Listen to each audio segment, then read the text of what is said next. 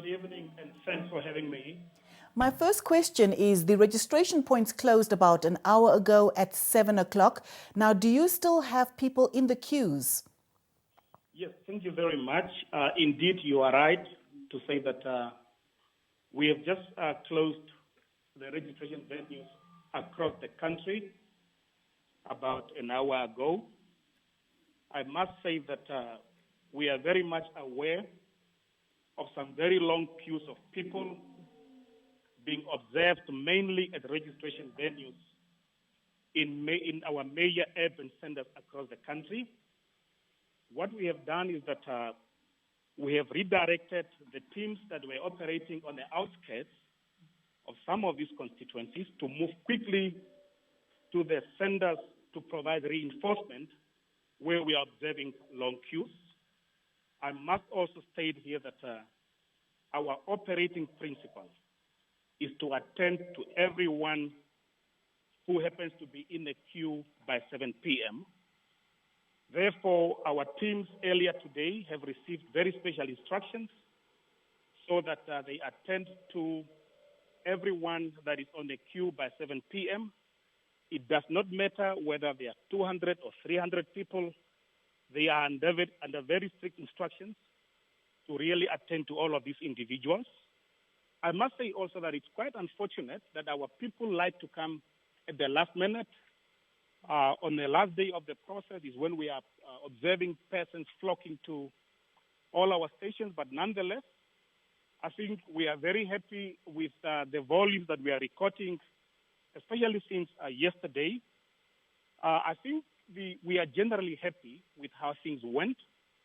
Since the first day of the process on the 7th of September, by yesterday, we have captured more than 130,000 people at our various registration points across the country. So I think looking at the numbers, I think we have done a pretty good job.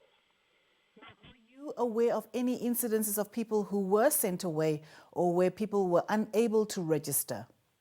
Yes, very few numbers. I think there were instances at certain registration venues where persons were, sent away because either they misunderstood the requirements in terms of the law, or either they brought wrong documentation, that sort of thing. But I must say that it has been very minimal.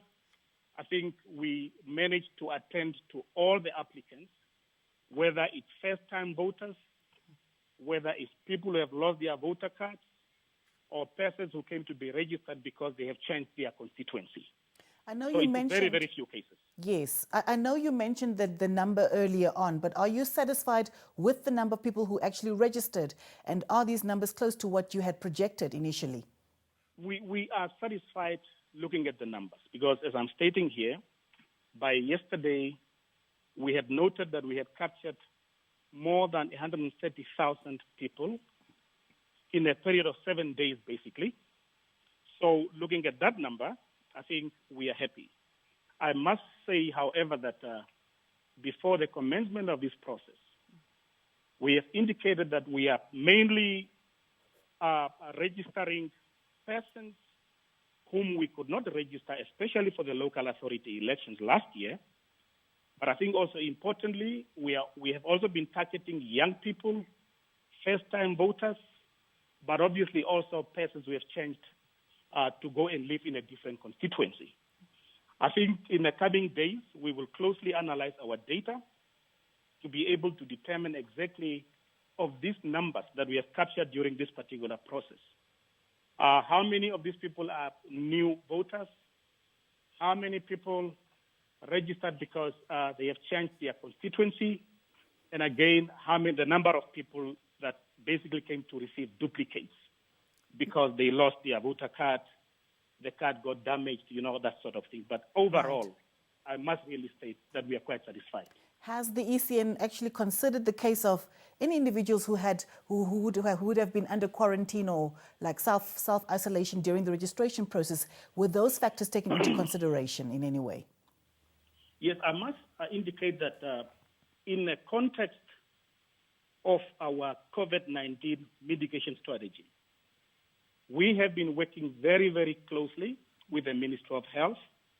We have received advice in terms of how we could go about persons that may have been impacted by the COVID-19 pandemic. The difficult thing that we observed as we went about this particular process is that most of the persons who are currently in quarantine facilities are in facilities that are located in constituencies where they do not ordinarily live. Now, I must say that the Electoral Act is quite clear. The requirement is that you register as a voter in a constituency or in a local authority where you ordinarily live. But in this particular case, unfortunately, most of these individuals are quarantined in facilities outside constituencies where they ordinarily live. Now, Mr. Muyoro, there are calls to actually extend the supplementary registration of voters in view of the fact that polling stations closed at 7 instead of 9 in the evening due to the curfew. Will the ECN consider this motion? We do not think, looking at the numbers, as I've indicated earlier, that it would be justified to consider an extension. And like I'm indicating here, we are also working very closely with the police, with the Namibian police, who are operating on the ground with the ECN to secure this process. We have had communications and instructions were, sent all over. People understand that the Electoral Commission is performing a critical service, which is very much acceptable in terms of the current regulations that we are following. For that reason, people know that this is the arrangement. We are performing an official task. So for that reason, the regulations in terms of the curfew does not impact the work that the Electoral Commission is currently carrying out. Just as a final question, what about those turning 18 in October and November? Will they be afforded an opportunity to register? You see, unfortunately, in terms of our mandate as the Electoral Commission, we register people over a defined period of time. In this case, it was from the 7th of September until the 15th of September. So it would not be practical or lawful to keep a registration process open-ended. It has to start, it must be completed, so that we can produce a provisional voters register that will be displayed for objections, and then finally gazetted as a necessary precondition based on which we'll be conducting the forthcoming elections.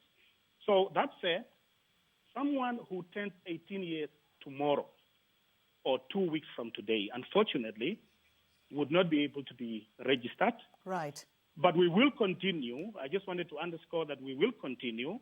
If you happen to lose your voter card tomorrow, any day before the day of elections, we have decentralized the service of providing duplicate voter cards. Anybody who loses their card between now until, let's say, the 23rd of November, in all our regional capitals, Mr. Muyoro, we will have to duplicate voter cards. That's right. We will have to end it there, but thank you very much for the insight and also for the interview this evening. Thank you for having me. Thanks a lot. And that was Mr. Theo Muyoro, Chief Elections and Referenda Officer at the ECN.